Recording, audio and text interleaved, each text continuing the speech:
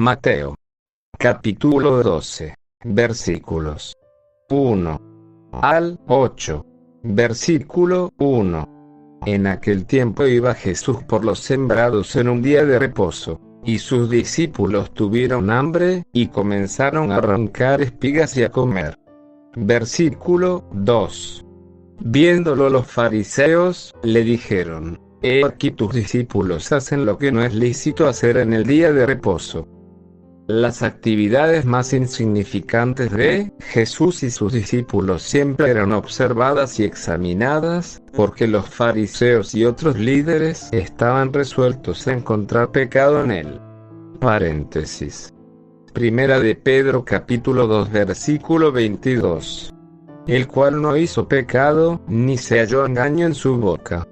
Un punto es que Jesús no procuró comprar guarnición para sus apóstoles en ese momento, porque era obvio que toda mercadería estaba cerrada ese día. Cito. Deuteronomio. Capítulo 23. 1-25. Leyes humanitarias. Versículo 25. Cuando entres en la mies de tu prójimo, podrás arrancar espigas con tu mano, mas no aplicarás hoz a la mies de tu prójimo. Como es observable este pasaje, Jesús estaba obedeciendo las leyes de su Padre, ya que Dios no viola sus leyes. Otro punto es que Jesús no estaba con una hoz en sus manos en ese momento. La hoz es símbolo de segador, segar es igual a trabajar.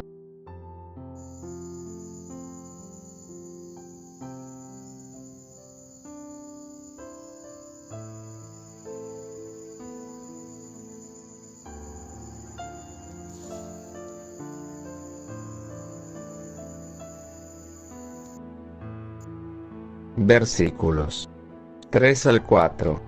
Pero él les dijo: ¿No habéis leído lo que hizo David, cuando él y los que con él estaban tuvieron hambre? Cómo entró en la casa de Dios, y comió los panes de la proposición, que no les era lícito comer ni a él ni a los que con él estaban, sino solamente a los sacerdotes.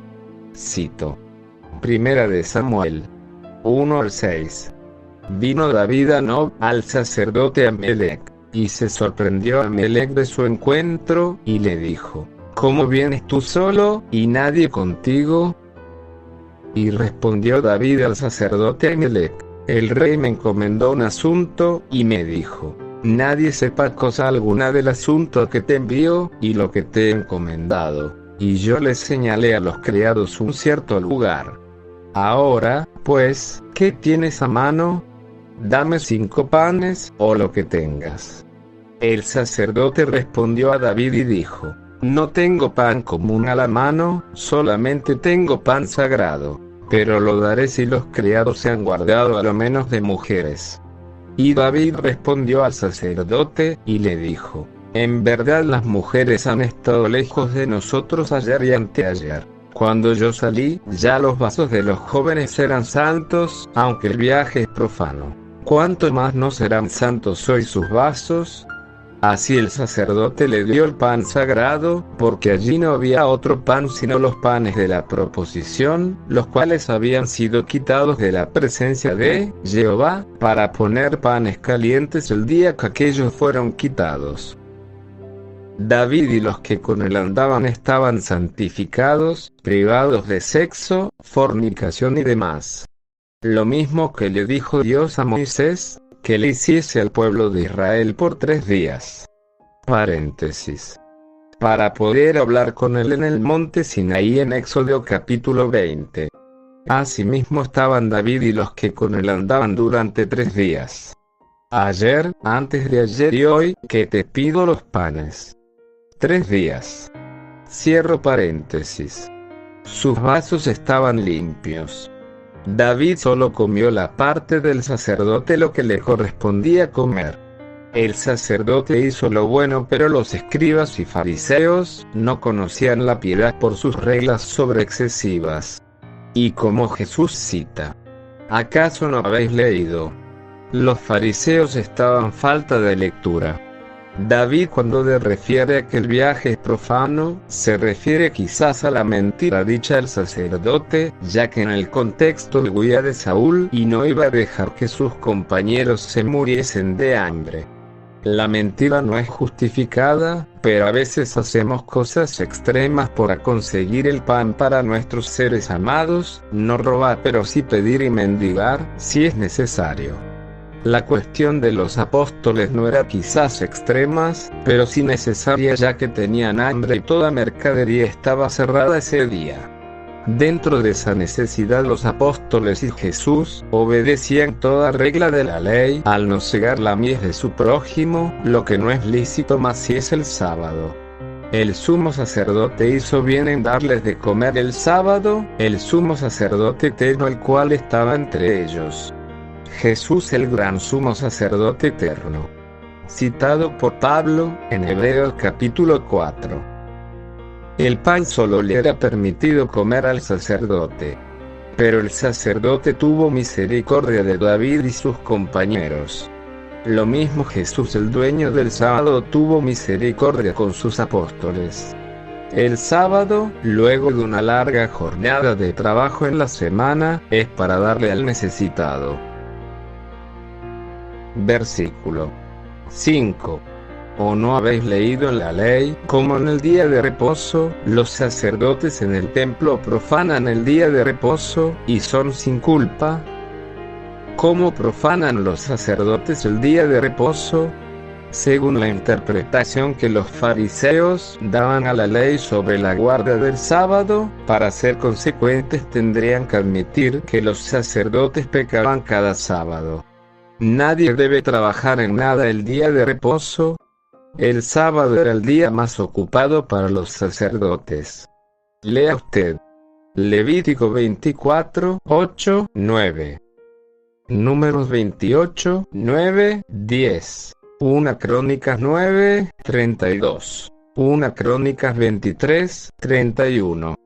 Cocinaban los panes, ofrecían sacrificios, era el matar y arreglar los animales, para ser sacrificados, quemaban incienso, etc. Por lo tanto, el cuarto mandamiento de guardar el sábado, de no trabajar, era una ley general y el que trabajara en cualquier cosa profanaba el sábado. Sin embargo, esta ley tenía excepción en el caso de los sacerdotes, porque había mandamientos específicos que requerían que ellos trabajaran en el día de reposo. Otras excepciones que los fariseos aceptaban eran el circuncidar, léase Juan 7, 22. Y el cuidar de los animales, Lucas 13, 15, 17. Lucas 14, 5, 6. La conclusión de todo esto es que los fariseos eran mayormente no hacedores de la palabra, violaban el pacto, los mandamientos y estatutos, poniendo y quitando de la palabra, lo cual es ilícito, porque sus leyes eran inconsecuentes y arbitrarias. Otro punto es que Jesús les pregunta una vez más que si no habían leído la ley, acá mismo en el versículo 5. Las leyes y religiones de hombres nos llevan a un adoctrinamiento personal y nos encerramos en ella, en un círculo religioso emocional, y aunque leas la palabra, no la pondrás en práctica. Los sacerdotes no cumplían su parte en el servicio de los sacrificios sabáticos al Señor del templo. Incluso muchos de esos sacerdotes no eran del linaje levita, sino que eran infiltrados. Versículo 6. Pues os digo que uno mayor que el templo está aquí. La palabra templo aquí se refiere a los servicios relacionados con el templo, es decir, los sacrificios los sábados, los cuales acá reclama Jesús, el guardar el sábado, etc. Seguramente este dicho de Jesús fue sorprendente y hasta alarmante para sus oyentes. Paréntesis. El concepto esencial de un templo es y siempre ha sido el de un lugar especialmente reservado para un servicio que se considera sagrado. En una acepción más limitada, un templo es un edificio construido para efectuar ritos y ceremonias sagrados, y exclusivamente dedicado a tal objeto, porque el templo representaba la presencia de Jehová. Pregunta: ¿cómo podría haber uno mayor que el templo? No se imaginaban que Jesús ahí presente junto a ellos es el verdadero templo de Dios, ya que los sacerdotes habían profanado el templo hecho por hombres. Cito Juan 2:19. Respondió Jesús y les dijo: destruid este templo, y en 3 días lo levantaré. Por lo tanto, si el servicio para los sacrificios en el templo justificaba el trabajo en el día de reposo, cuanto más el servicio de Jesús, quien no solo es el Dios del templo, sino el templo mismo, justificaba a los discípulos en lo que hicieron, que no violó ninguna ley de Dios, sino solamente la tradición de los fariseos y su sistema religioso. Mayor que el templo. Esta fue una expresión sublime de la deidad de Jesús. Jesús es Dios encarnado, Dios habitando en carne humana, superior a un edificio que Dios solo visita. Versículo 7 y 8. Y si supieseis qué significa misericordia quiero, y no sacrificio, no condenaríais a los inocentes. Porque el Hijo del Hombre es Señor del día de reposo. Cito Mateo capítulo 9 verso 13. Id, pues, y aprended qué significa misericordia quiero y no sacrificio, porque no he venido a llamar a justos, sino a pecadores al arrepentimiento. Cito Oseas capítulo 6 verso 6. Porque misericordia quiero y no sacrificio, y conocimiento de Dios más que holocaustos. Desde luego, Dios requería muchos sacrificios y ofrendas del pueblo. Pero Él no quería que la religión del pueblo fuera limitada solo a lo externo, sino que mostrara verdadera bondad y misericordia los unos a los otros.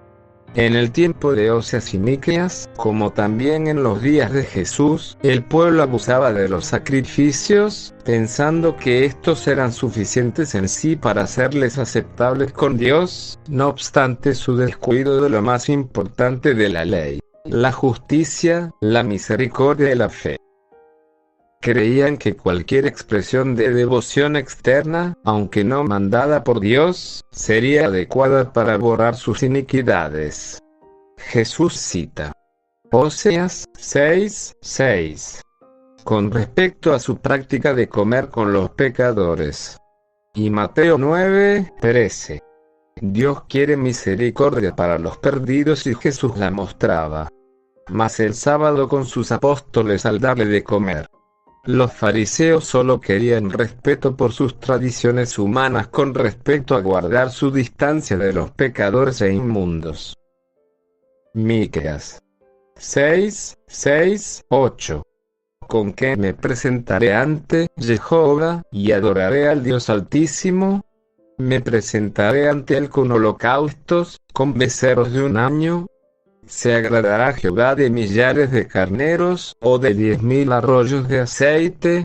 Daré mi primogénito por mi rebelión, el fruto de mis entrañas por el pecado de mi alma. Oh hombre, Él te ha declarado lo que es bueno, y que pide Jehová de ti: solamente hacer justicia, y amar misericordia, y humillarte ante tu Dios. Pregunta. Oseas 6:6. Enseña que Dios no es exigente, que no requiere la obediencia. Leas el libro de Oseas cuidadosamente. Dios condena la observancia externa de algunas leyes, al descuidar y aun oprimir a los pobres y necesitados, entre el mismo pueblo de Dios. Si los fariseos hubieran entendido este texto de Oseas, no habrían condenado a los discípulos inocentes de Jesús. Algunos modernistas abogan por lo que llaman la ética situacional, y argumentan que Jesús a veces violaba leyes de Dios, o hacía excepciones a ellas, si a su juicio la situación lo merecía. Presentan este pasaje que estamos examinando como prueba de su argumentación. Para ellos no hay verdades o principios absolutos e incontrovertibles. Para ellos todo es relativo. Con esto quieren decir que no siempre es pecado mentir, fornicar o matar. Todo depende de la situación al momento. La verdad del caso es que Jesús nunca violó ningún mandamiento de Dios. Nunca hizo excepciones. Como el autor de las leyes ceremoniales de Dios, Él las hizo con diseños y propósitos y sabía lo que ellos excluía. Las leyes morales de Dios nunca cambian, porque la naturaleza de Dios no cambia. No hay caso alguno en las Escrituras de violación de parte de Jesús de algún mandamiento moral de Dios, ni justificación de hacerlo de parte de otros. La mayoría están bebiendo de la fuente del modernismo, negando que haya verdad absoluta e incontrovertible. Estos creen que toda verdad es relativa. Creen que sus oponentes son exclusivistas, porque no incluyen en su comunión, y no admiten en sus prácticas, personas y doctrinas que no sean de su tradición hermenéutica vieja. El Hijo del Hombre es Señor del día de reposo. El Verbo creador del sábado tiene el derecho de regir no solo sobre las reglas del día de reposo hechas por el hombre, sino también sobre el día de reposo mismo, el cual fue instituido para adorar a Dios. Por la misma boca de Jesús, fue santificado el sábado en el Edén. Nuevamente, esta es una ineludible afirmación de su deidad y como tal provocó la reacción violenta de los fariseos. Si tu secta te dice que tu Jesús violó el sábado dándole de comer a sus apóstoles en ese día, con gusto te digo que en tu secta o denominación no hay misericordia y mucho menos amor por los mandamientos. Si amas a Dios por encima de todos, entonces entenderás que no perteneces al sistema que te rodea. Porque este sistema es una construcción social creada por Roma y varias sectas religiosas cristianas paganas.